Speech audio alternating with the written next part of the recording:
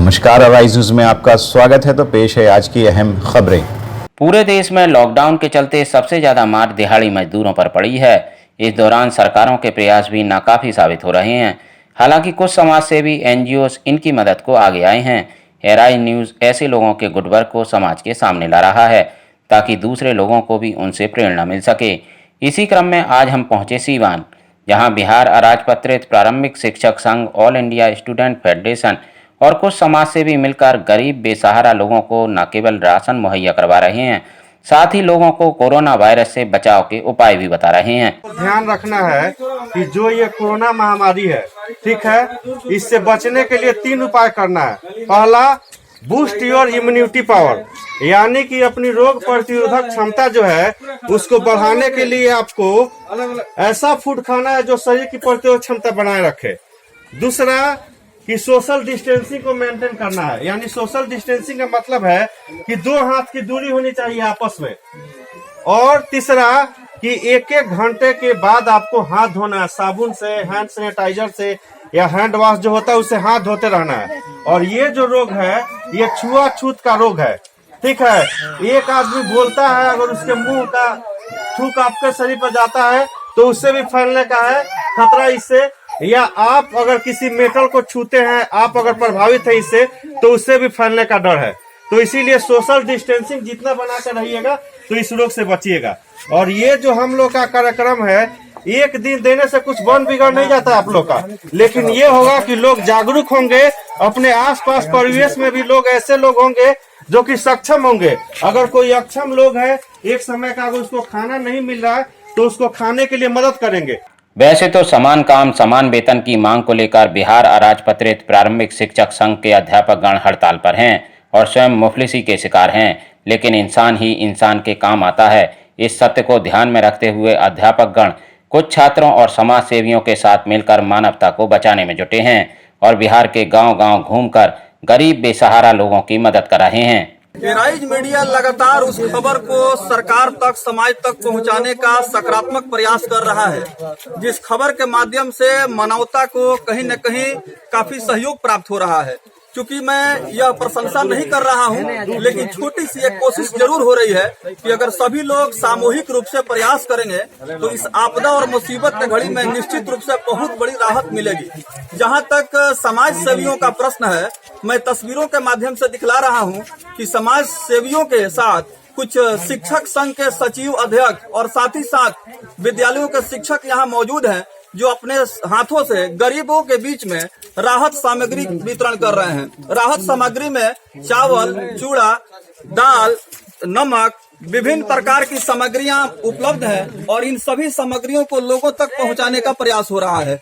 तस्वीरों के माध्यम से लगातार मैं दिखा रहा हूं कि जो यहाँ भीड़ इकट्ठा हुई है, इनको सोशल डिस्टेंसिंग का भी कहीं न कहीं सूत्र समझाया जा रहा है। कोरोना वायरस संक्रमण को लेकर के अगर सबसे अधिक विशेष जोर देने वाली बात है, वो है आपका लॉकडाउन और सोशल डिस्टेंसिंग।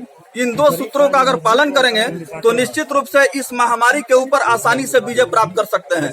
मैं अराइज मीडिया के माध्यम से विभिन्न क्षेत्रों का खबर समाज तक, सरकार तक, प्रशासन तक लगातार भेज रहा हूं और ये मेरी कोशिश हो रही है कि वैसे लोग जो समाज सेवा का जज्बा रखते हैं और चाहते हैं कि गरीबों के बीच में जा करके राहत सामग्री दें, तो निश्चित रूप से यह खबर प्रेरणा के रूप में काम करेगी। अब हम सीधे जुड़ने जा रहे हैं सीवान जिले के जो समाज सेवी हैं, उसमें मुख्य रूप से हमारे साथ बिहार अराजपत्रित प्रारंभिक शिक्षक संघ सीवान के जिला सचिव अशोक कुमार प्रसाद जी हैं। आइए जानने की कोशिश करते हैं कि अशोक कुमार प्रसाद जी के द्वारा जो ये कार्यक्रम चलाया जा रहा है और उनके जो सहयोगी साथी हैं वो इसमें किस तरह का कोऑपरेशन दे रहे हैं। जी, सबसे पहले तो मैं अराइज मीडिया को धन्यवाद देना चाहूंगा कि इस तरह के हम लोग के कार्यक्रम को लोगों तक पहुंचाने का काम कर रहे हैं। साथियों, जो ये हम लोग का कार्यक्रम है, ये ऑल इंडिया स्टूडेंट फेडरेशन जो देश का पहला छात्र संगठन है, उसके द्वारा और बिहार और अराजपत्रित प्रारंभिक शिक्षक संघ दोनों मिलकर इस कार्यक्रम को अंजाम दिया जा रहा है। साथियों, इसमें है कि हम लोग कुछ ऐसे सहयोगी लोग हैं जो हम लोग को पैसा दे रहे हैं और या अनाज के तौर पे खाद्य सामग्री दे रहे हैं। हमारी अपील है कि जो लोग अगर इस तरह का सहयोग करना चाहते हैं तो सहयोग कर सकते हैं। अगर जिनके पास सहयोग पहुंचाने की आवश्यकता है उनको भी बताएंगे तो हम लोग उनके तक भी अपनी खाद्य सामग्री को लेकर जाएंगे। इसके साथ साथ हम बता देना चाहते हैं, लोगों से अपील करना चाहते हैं कि ये जो कोरोना महामारी है इसके लिए सरकार के निर्देशों का पालन करने के साथ साथ हम लोग को सोशल डिस्टेंसिंग का पालन करना है और इसके लिए अपने इम्यूनिटी पावर को बढ़ाने के लिए हम लोग को बेहतर भोजन का उपयोग करना है और एक घंटा के अंतराल पे अपने हाथ को साबुन या हैंड सैनिटाइजर या हैंड वॉश से धोते रहना है। और इसमें सबसे एक जरूरी चीज है कि जो ये महामारी है वो छुआछूत की तरह है, इसीलिए इसको हम लोग को बचने के लिए सोशल डिस्टेंसिंग का पालन करना है। और साथ ही साथ ये भी देखना है कि हमारा अगर कोई पड़ोसी अगर भूखा रहता है तो उसको हम अपने तरफ से हर तरह से सहयोग करें और उसको एक समय अगर भूखा नहीं रहे इसका भी ध्यान रखें। ये हमारी जो संस्था है ये छात्रों और शिक्षकों के सहयोग से इस कार्यक्रम को अंजाम दिया जा रहा है। धन्यवाद। मैं अशोक कुमार प्रसाद, बिहार अराजपत्रित प्रारंभिक शिक्षक संघ, जिला सचिव सिवान।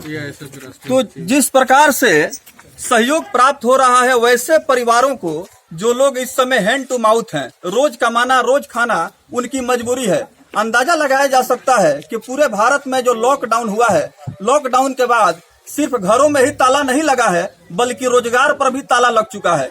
ऐसी खबरें जो आ रही हैं, खबरों को जानते हुए, समझते हुए और उस पर आकलन विश्लेषण करते हुए निष्कर्ष हम निकाल रहे हैं कि ये जो आपदा है, इस आपदा में ऐसे समाज सेवियों की भूमिका बहुत ही प्रशंसनीय है और इस भूमिका के माध्यम से ही गरीबों के बीच में राहत सामग्री पहुंच रहा है। जहां तक इस बस्ती का सवाल है तो ये सिवान जिले का लक्ष्मीपुर का इलाका है जहां पर अधिकांशतः गरीब परिवार के लोग रहते हैं और इस मोहल्ले में मजदूर वर्ग के लोगों की संख्या अच्छी खासी है। अब हम सीधे जुड़ रहे हैं, हमारे साथ राशन अपने हाथों में लिए हुए जो शख्सियत है उनका सर्वप्रथम हम परिचय जानना चाहेंगे कि एराइज न्यूज को परिचय दें और इस अभियान के बारे में विस्तार से बताएं।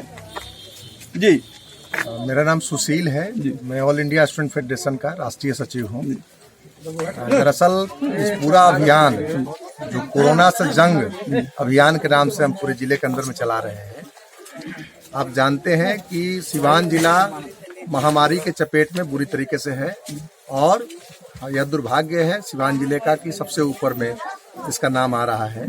तो हमारे लिए भी बड़ा एक चुनौतीपूर्ण एक विषय है कैसे हम पहुँचे।